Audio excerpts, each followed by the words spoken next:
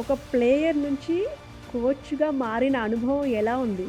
నిజం చెప్పాలంటే నేను ప్లేయర్స్ దగ్గర ఎక్కువ నేర్చుకున్నాను. హ్మ్. ప్లేయర్స్ దగ్గర ఫ్యామిలీ నుంచి వచ్చాను. హ్మ్. నా పేరెంట్స్ నన్ను ప్రోత్సహించడం నేను గొప్పగా భావించను. హ్మ్. మహిళలు క్రీడల్లో ఎదుర్కొనే ప్రధాన సవాళ్ళేంటి? మాకు చాలా సిగ్గుగా ఉండేది. హ్మ్. స్కర్ట్స్ కిందకి లాక్కుంటా అట్లా అంటే ఎందుకు మీకు అంత ఇష్టం అంటే ఏం చెప్తారు కబడ్డీ మీద? అంటే కాసుల వేట అన్నమాట. మా పిల్లలు అమెరికాలో ఉన్నారు. గ్రామీణ ప్రాంతాల నుంచి వచ్చే వాళ్ళని ఎలా గుర్తిస్తారు? వాళ్ళని ఎలా ప్రోత్సహిస్తారు గ్రామీణ ప్రాంతాల నుంచి వచ్చే ప్లేయర్స్‌ని? మంచి ప్లేయర్‌ని తయారు చేయాలి అంటే ఆ ప్లేయరు ఆ క్వాలిటీ ఉన్న ప్లేయర్‌ని నువ్వు రైట్ టైమ్‌లో ఐడెంటిఫై చేయాలమ్మ.